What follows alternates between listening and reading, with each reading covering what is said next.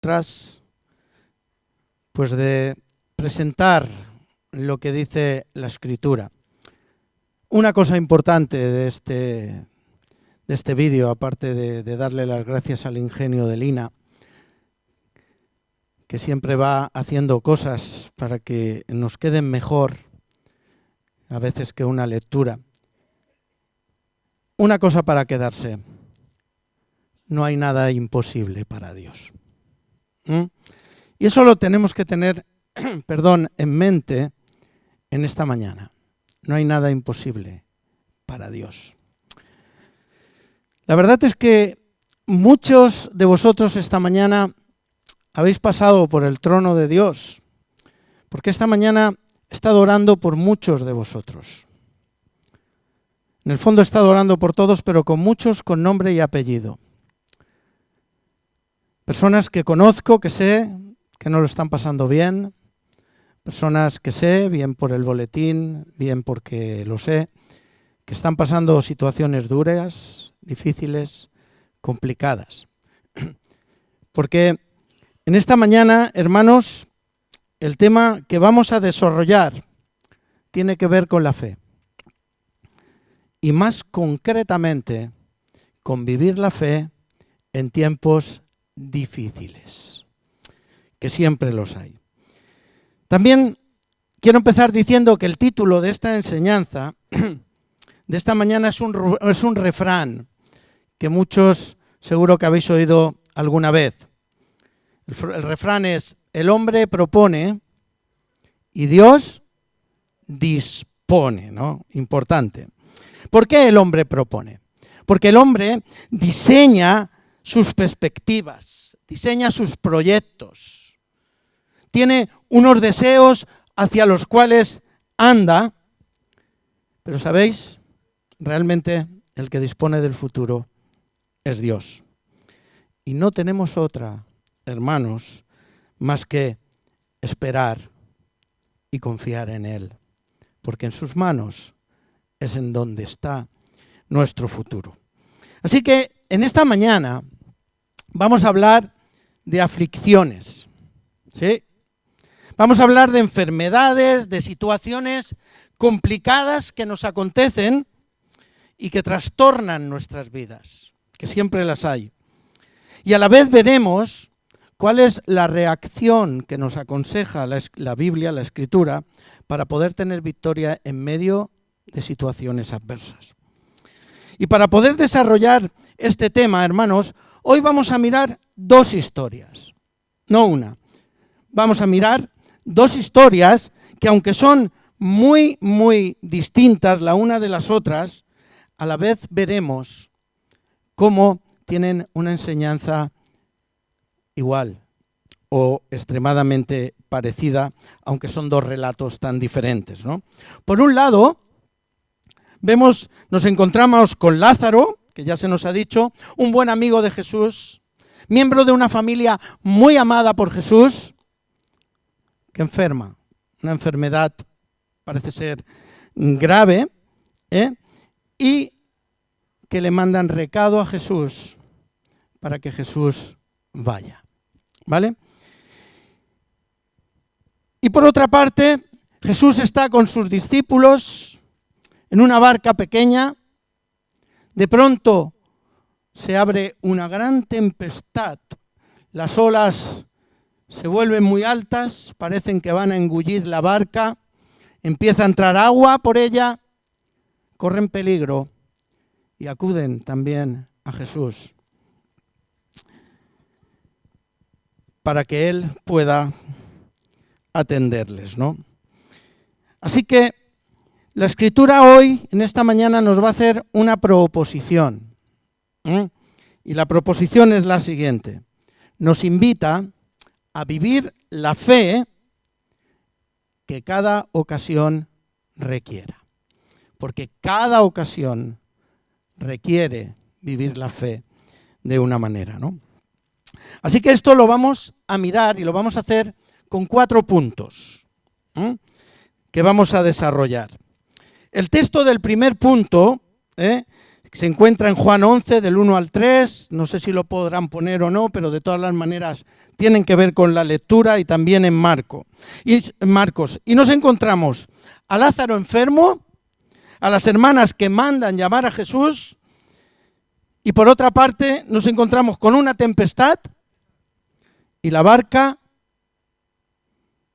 parece que se va a hundir. Dos cosas en común. Y de aquí podemos sacar el primer punto principal. El primer punto principal es el siguiente, hermanos. Necesitamos fe para vivir porque tendremos aflicción. ¿Entendemos este primer punto? Necesitamos fe porque vamos a tener aflicción. Pero bueno, permitidme que diga ya una cosa desde el principio. Si eres cristiano, hermanos, no van a venir aflicciones a tu vida. Las aflicciones vienen, pero si eres cristiano, tranquilo. Tienes una protección de Dios especial. ¿Sabes? Si eres cristiano, no te llegan las aflicciones. Y si te llegaran, tranquilo. Muy tranquilo, porque las sacaremos fuera, hermanos. Tendremos victorias sobre ellas. De hecho, oraremos por cada enfermedad o aflicción y va a desaparecer. Y además de esos, no vamos a sufrir con ellas, porque somos cristianos, porque Dios está con nosotros, porque no somos como los demás, que no son cristianos y sufren por las aflicciones. ¿Qué más quisiéramos, hermanos? Pero eso no es así. La Escritura no, de ninguna de las maneras dice eso, aunque sería genial tener una protección especial de Dios, pero la Escritura nos enseña precisamente lo contrario. Y vemos ejemplos en personas que están a lo largo de la Escritura, que siendo cristianos, hombres de Dios, poderosos hombres de Dios, hermanos, han vivido aflicciones, y muchas. Por ejemplo, podemos hablar de Pablo, que él mismo revela en la Escritura cómo ha sido su vida, y nos dice que él he sido 5 veces azotado. Dice, y luego 3 veces más he sido azotado con varas. He sido apedreado. He pasado por 3 naufragios. He pasado hambre, sed. Y he pasado por peligros, muchos peligros, nos dice la Escritura. He pasado, decía Pablo, por frío y por desnudez. He estado enfermo. Y gran parte de su vida de creyente, hermanos, las ha pasado en cárceles. ¿Hay aflicción para un cristiano? Pues igual que para cualquier otro. Incluso a veces más por causa del Evangelio. Pero bueno, Pablo no es una excepción. Podríamos preguntarle a Pedro si ha pasado aflicción, a Jacobo. Podríamos preguntarle a todos los discípulos, a Esteban, a Elías, a José en Egipto, a Juan el Bautista, a David y un gran etcétera, a tantos y tantos otros cuyas historias y situaciones están registradas en la Biblia y sabemos que no han sido vidas fáciles. Por tanto, aflicción la hay. Y si no la hay, espérate, que te llegará.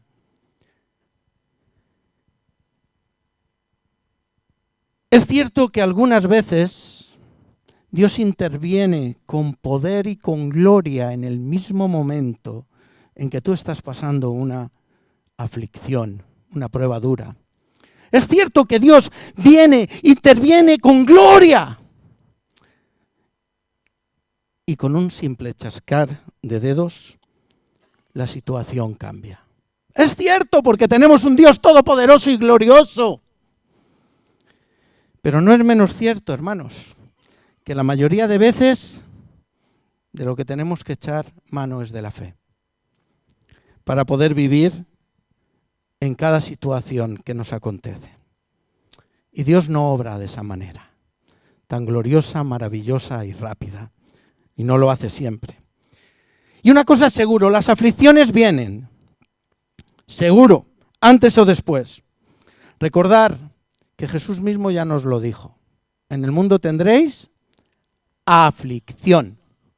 No es a lo mejor tendréis aflicción, porque vienen y vienen para todos, para los cristianos y para los que no lo son. Lo que quizá hace diferente a los cristianos de los demás no es en no pasar la aflicción, hermanos, sino más bien en que podemos echar mano de la fe, que nos puede fortalecer, ayudar a superar y a vencer cualquier aflicción que nos venga. Hoy estamos geniales, hermanos, y de pronto, sin avisar, porque las cosas son así, de pronto sin avisar, vienen situaciones a nuestras vidas que revuelven todo nuestro mundo y lo ponen patas arriba. Yo no sé si lo que estoy hablando a alguien le suena chino o eso es así. Estamos tranquilos, geniales, felices. Y una llamada de teléfono, una situación cualquiera, irrumpe de pronto en nuestras vidas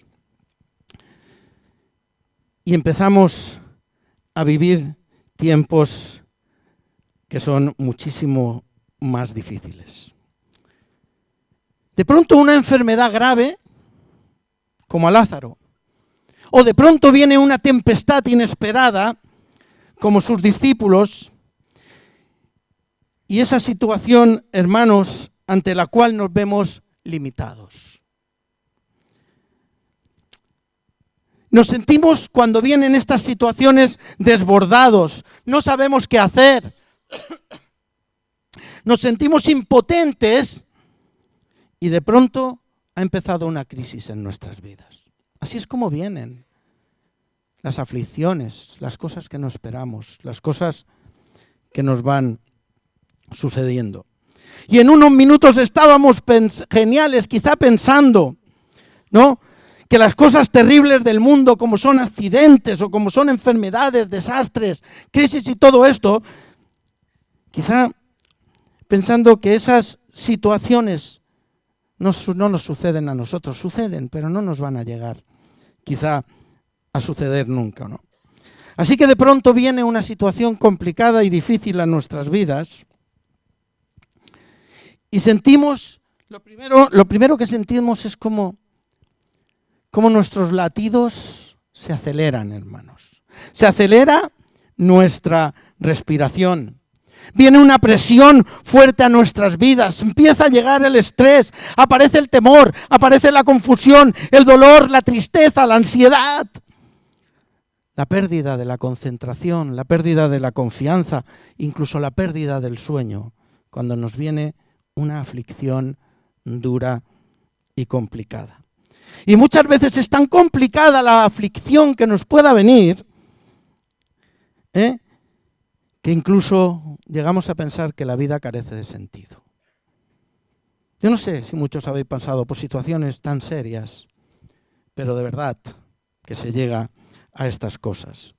Nos damos cuenta que de pronto perdemos nuestras habilidades de resolver problemas y nuestros mecanismos para afrontarles también desaparecen y estamos perdidos, sin saber qué hacer y con el ánimo tirado por los suelos. Eso pasa cuando viene una situación complicada y difícil. Eso pasa cuando vivimos un tiempo de aflicción, hermanos. Y resulta que encima, cuando estás viviendo un tiempo así, te sientes más débil que nunca. Y tu fe también está más debilitada que nunca. Porque es tan grande la aflicción, o es grande lo que estamos viviendo, que produce esto en nuestras vidas. Así que En este primer punto deciros que las enfermedades, las tempestades, las tormentas vendrán y antes o después las vamos a tener que enfrentar. Y la Escritura nos dice en este primer punto que para ello vamos a necesitar fe. Cuando lleguen, o mientras llegan, o mientras las tenemos, pero vamos a necesitar fe ante las aflicciones. Hay un texto también para este segundo punto que se encuentra en Juan 11, 5, 6 y también 32, 37 aparte de Marcos, ¿no? Y en estos textos, que ya se nos han leído algunos, encontramos el segundo punto principal que vamos a tratar en esta mañana, que es el siguiente. Necesitamos fe para vivir, así se encabezan todos los puntos. Necesitamos fe para vivir porque viviremos silencios de Dios. Tu querido amigo está enfermo, le dijeron a Jesús. Y Jesús esperó 2 días. Y cuando llegó, ya llevaba 4 días muertos Lázaro. Parecía que Jesús había llegado tarde. Sus hermanas le reprochan, si hubieras estado aquí, esto no hubiera sucedido. Mi hermano no habría muerto. En la otra historia nos encontramos en la barca, en la tempestad que se ha hecho cada vez más grande, en la barca que está a punto de hundirse con todos los discípulos que estaban allí. Entraba agua por todos los sitios. Los discípulos con todas sus fuerzas eran pescadores, hombres experimentados, y con todas sus fuerzas estaban intentando mantener la barca en orden. Pero la barca se hundía. Y Jesús, dice la Escritura, que dormía. Ellos le despertaron y también le reprocharon, como las hermanas, es que no tienes cuidado que de nosotros porque vamos a morir. ¿No tienes cuidado de nosotros? Y uno se pregunta, ¿qué está pasando, hermanos? Estamos afligidos, estamos rodeados de olas, somos zarandeados en el inmenso mar de la prueba. Nuestras vidas se desmoronan, las circunstancias nos aprietan, estamos del agua hasta el cuello. Y Jesús parece que duerme. ¿Qué está pasando? Está muriendo mi hermano. Y Jesús no viene. Y cuando viene, mi hermano hace 4 días que murió.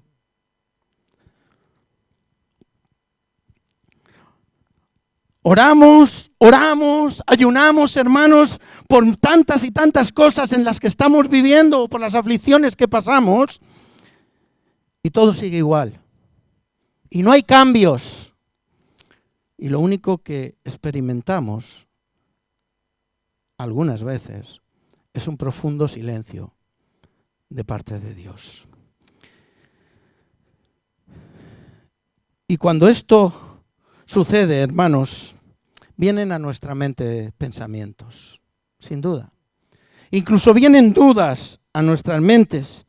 Incluso uno se pregunta, ¿Dios existe? ¿O es vana mi fe?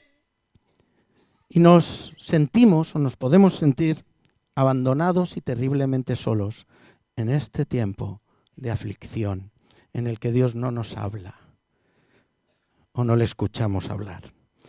Y entonces nos surgen preguntas diciendo, ¿dónde estás, Dios? Porque yo lo estoy pasando fatal, porque estoy viviendo una situación que no sé qué hacer, que me desborda, que me tiene, que no puedo más.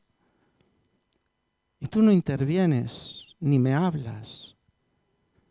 ¿Dónde estás, Dios? ¿Sabe Dios lo que me ocurre? ¿Por qué no hace nada? ¿Es que no le importo? No estoy siendo exagerado, hermanos. Cuando uno está viviendo situaciones así, hay momentos que se hace preguntas como estas, ¿no? ¿Por qué me encuentro en medio de un profundo silencio cuando te necesito más que nunca, Dios? ¿Por qué no me habla y me dice por qué tengo que estar pasando por eso? ¿Por qué no interviene? ¿Por qué no me libra pudiéndolo hacer?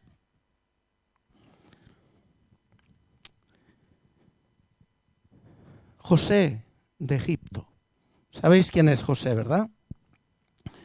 Un hombre fiel, un hombre obediente, acusado injustamente por la mujer de Potifar, un capitán del ejército de Egipto. Metido en prisión, injustamente, como he dicho, con posibilidades de ser ejecutado. 2 años creo que eran los que estuvo en prisión. ¿Y sabéis?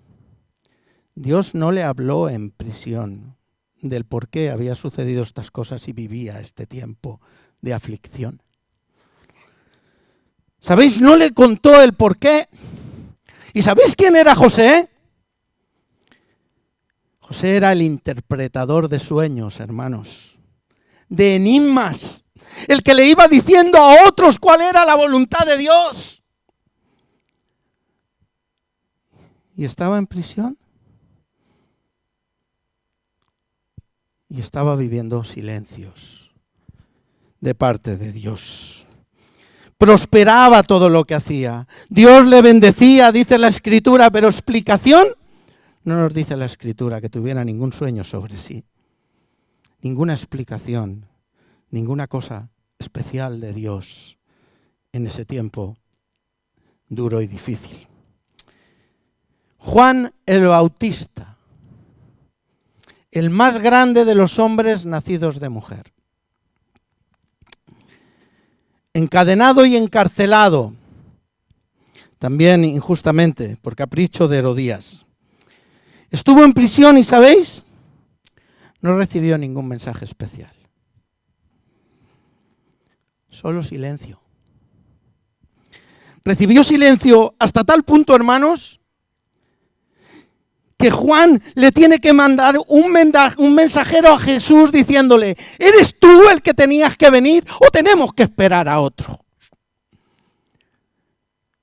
Porque estaba en prisión y estaba viviendo silencios. Nada. O por lo menos la Escritura no lo registra, lo cual nos hace entender que es así. Tenía un tremendo ministerio, pero fue decapitado. Teniendo un Dios todopoderoso, fue decapitado.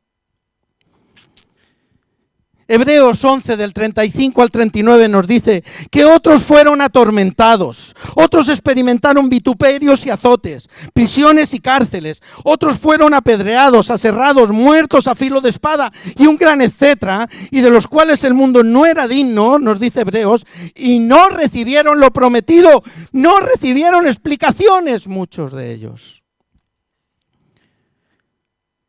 ¿Dónde estaba Dios? ¿Estaba ocupado? ¿Estaba dormido? Es que se le ha olvidado a Dios la palabra que dice: clama el justo y Dios le libra de todas sus angustias. Todas. Se ha olvidado Dios de 1000 promesas más que hay en la Escritura, que hablan de sanidad y que hablan de prodigios y milagros. ¿Por qué, Señor, no me libras? ¿Por qué, si me amas tanto, a veces me siento tan solo cuando lo estoy pasando mal? ¿Y sabéis lo que sucede? Que nos enfadamos con Dios. Le culpamos por no evitar lo sucedido. Los discípulos le reprocharon: ¿no tienes cuidado de nosotros? Las hermanos de Lázaro: si hubieras estado aquí, esto no pasaría. Cuando pasamos por tormentas, hermanos, incluso criticamos si acaba mal lo que Dios pueda hacer en medio de nosotros.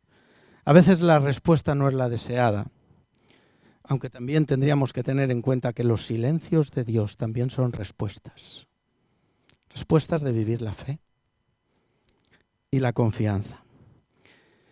Isaías nos da un poco de luz en cuanto a todas estas preguntas o en todas estas reflexiones que uno hace cuando o puede hacer cuando está pasando por tribulación. Y nos dice Isaías 55, del 8 y 9, dice Dios, ¿sabéis lo que sucede?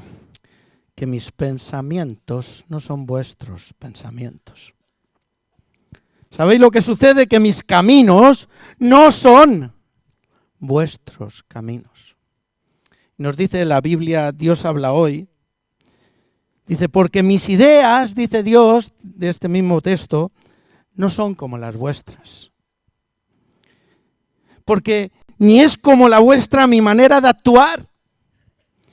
Así como el cielo está arriba y la tierra está abajo, así también mis ideas y mi manera de actuar están por encima de las vuestras. Para la inmensa mayoría de las situaciones difíciles, hermanos, no nos va a quedar otra que la fe. Y la confianza en que Dios sabe lo mejor y que Él está por encima de nosotros. Fe, no nos queda otra. Hay cosas que no tienen más explicación que la fe que ha sido puesta en nuestros corazones. Sin duda, hermanos, vamos a necesitar fe porque vamos a vivir silencios de Dios en algún momento de nuestras vidas y en medio de más de una aflicción. Hay un texto también para un tercer punto que se encuentra en Juan 11, 14, 15 y 40 y también en Marcos 4, 40, ¿no? Y aquí encontramos, que también se nos ha leído, aquí encontramos también el tercer punto principal, que es el siguiente. Necesitamos fe para vivir porque es lo que nos va a sostener en pie. Ese es el motivo. Necesitamos fe para vivir porque es lo que nos va a sostener en pie cuando estemos viviendo estos tiempos. Necesitamos fe, hermanos, para mantenernos en pie. Jesús le dice a sus discípulos que Lázaro ha muerto y que eso es una oportunidad para creer, les dice, para la fe. A María, a Marta le dice que si cree, si tiene fe, verá la gloria de Dios. En la barca le despiertan y le reclaman, es que no tienes cuidado de nosotros. Y Jesús les tiene que decir, ¿cómo es posible que no tengáis fe? Fe para la vida, hermanos. Fe para las circunstancias difíciles. Fe para mantenernos en pie. Mantenernos en pie ante cualquier circunstancia, hermanos, no es fácil. Es difícil, porque somos débiles. Somos débiles, hermanos. Todavía estamos a un nivel mortal. Todavía somos víctimas de circunstancias. Todavía estamos sujetos a los azotes y avatares de la vida humana, a la debilidad y al dolor que conlleva nuestro cuerpo mortal. Sin duda, somos débiles. 2 Corintios 4, 7, 9, que yo tengo aquí, voy a leer, y seguramente también nos pondrán. Nos dice 2 Corintios que tenemos este tesoro de Dios depositado en vasos de barro. Vasos de barro. Para que la excelencia del poder sea de Dios y no de nosotros. Que estamos atribulados en todos, mas no angustiados. En apuros, mas no desesperados. Perseguidos, mas no desamparados. Derribados, pero no destruidos, hermanos. Aunque Cristo nos ha rodeado de gloria, y en eso no hay duda, la vida nos cerca de debilidad. Somos barro que fácilmente se quiebra, que fácilmente se rompe. Y lo que aquí nos dice la Escritura, hermanos, es que los que nos mantiene en pie no es nuestra fuerza, no es nuestra capacidad, es la excelencia del poder de Dios. No hay más. No soy yo el que tengo la capacidad y la fuerza de mantenerme en pie y soy muy fuerte y aguanto cualquier embate de la vida. Soy barro. Oh, pero me puedo mantener en pie porque la excelencia del poder de Dios está en mi vida. Y sabéis, nos dice la Escritura que si estoy en pie, que si no me rompo, es porque el que me sostiene, el que me guarda, el que me preserva en tiempo de prueba, me protege por la excelencia de su poder. Y nos dice, ¿pasaremos por tribulación? Sin duda. Pero dice que el que me sostiene, hermanos, me librará de la angustia. Aunque pase por tribulación, me librará de la angustia. Dice que nos vamos a sentir sometidos a presiones muy fuertes, a toda clase, pero nunca vamos a estar tan arrinconados, hermanos, que Dios no nos provea de una salida. Nos está diciendo que podremos ser perseguidos, que podremos pasar por tormentos, pero jamás vamos a ser abandonados por Dios. Y también nos dice que nos podemos sentir desbordados, pero no desesperados. Podemos estar derribados, incluso caídos al suelo, caídos porque la presión es muy fuerte que viene a nuestras vidas y nos hace todos sentirnos de esta manera. Dice que podremos estar caídos en el suelo, pero no vamos a perder el combate ni vamos a ser destruidos. Y uno se pregunta, ¿y cómo será esto? Pues yo estoy rodeado de debilidad. Yo soy barro. Y este mismo texto nos lo explica. En el versículo 18 dice, mira, todo esto será posible no mirando las cosas que se ven, sino las que no se ven. Pues las que se ven son temporales, pero las que no se ven son eternas. Hermanos, la fe es la razón por la que nos podremos mantener en pie y no hay otra. Por las cosas que no se ven. Eso es fe. La fe es la razón que hace que la excelencia del poder de Dios se glorifique en mi vida débil. Y falta de fuerzas muchas veces. Y me da la capacidad de hacerme fuerte el poder de Dios, de resistir y de poder vencer.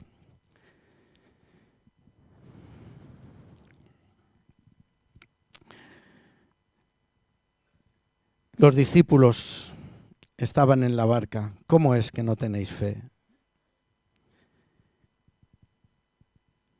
La fe, hermanos, es el arma eficaz dada por Dios para vivir todas y cada una de las circunstancias de la vida. Nos dice Hebreos, el sitio por excelencia de la fe. Dice, es pues la fe la certeza de lo que se espera, Hebreos 11:1, y la convicción de lo que no se ve. La Biblia Dios habla hoy, me gusta también como lo dice, tener fe es tener la plena seguridad de recibir aquello que se espera, es estar convencidos de la realidad de las cosas que no vemos.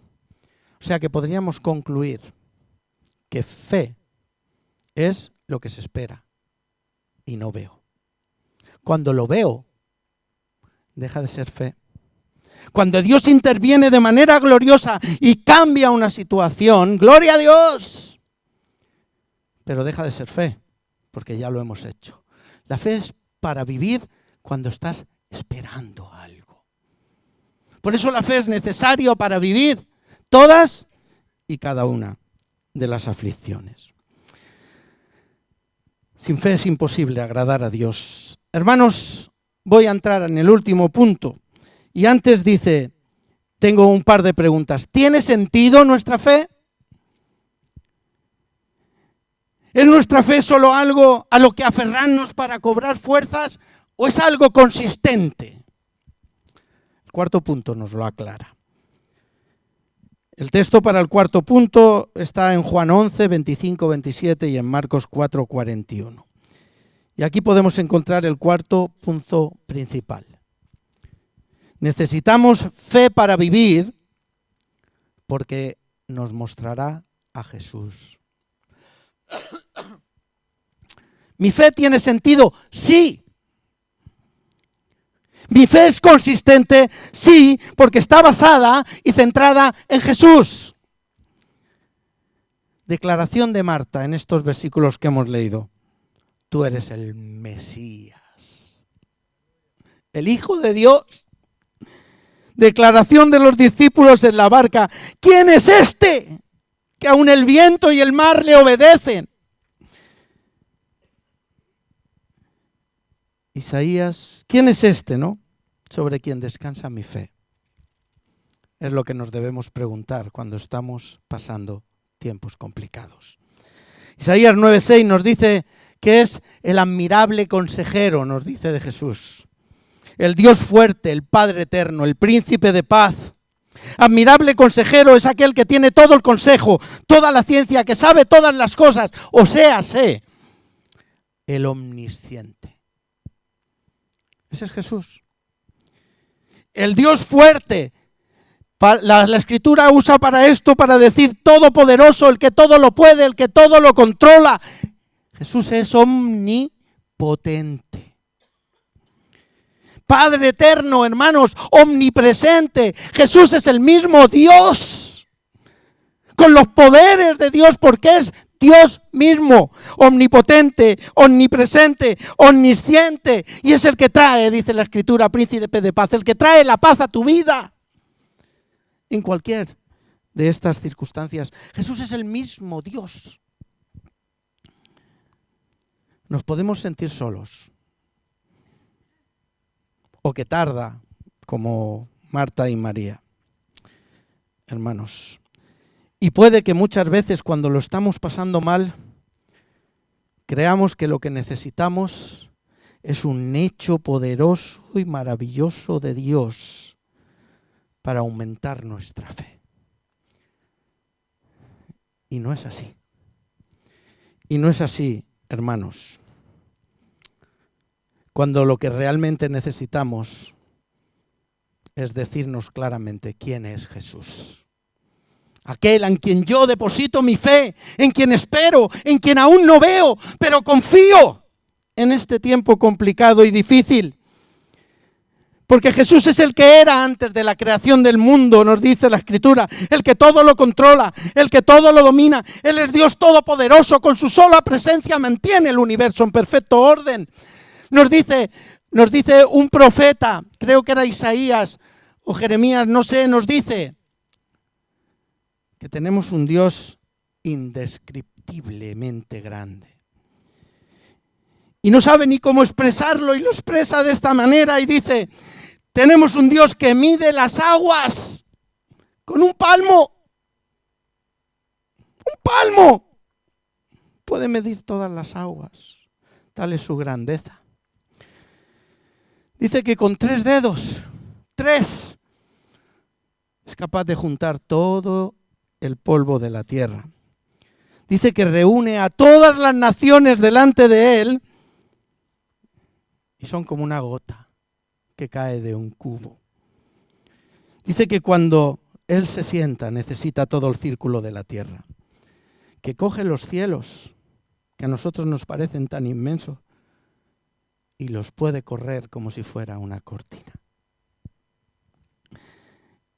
Ese es en quien yo tengo depositada mi fe, hermano.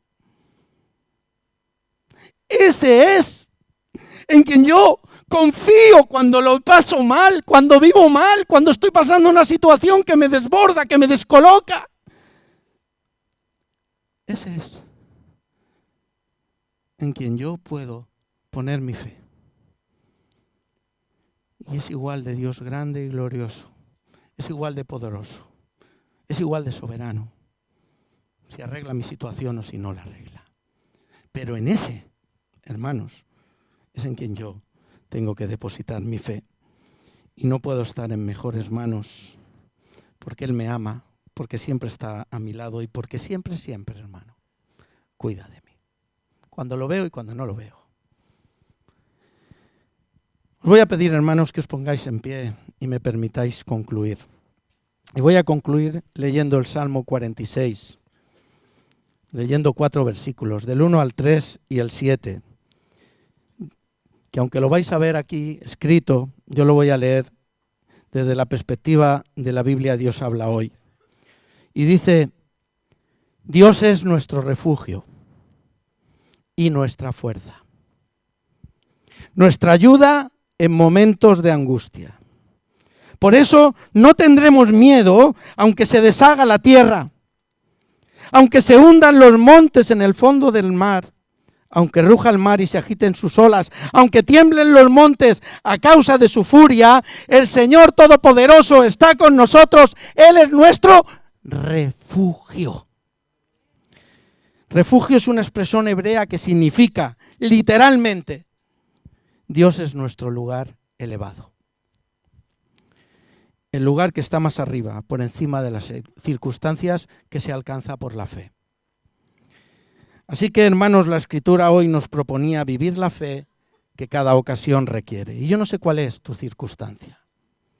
No sé qué es lo que estás viviendo, hermano, pero sé que independientemente del grado de aflicción que tú puedas estar viviendo, que sepas, hermano, que la fe es la decisión correcta, que te llevará a vencer las situaciones, hermanos. Que sufrirás, sí, que te dolerá, sí, pero la fe, hermano, me puede llevar al refugio de Dios y allí me permite descargar mis cargas y poder ver las circunstancias desde una perspectiva mucho más alta. Y allí puedo experimentar el cariño, la delicadeza y la seguridad que nos da saber que en manos de un Dios que nos ama tanto y todopoderoso, he depositado mi vida y he depositado mis circunstancias. Hermano, mi deseo es que el Señor te bendiga tanto como me bendijo a mí. Te dé tanta paz, por lo menos, como la que yo he recibido, para poder vivir tiempos difíciles.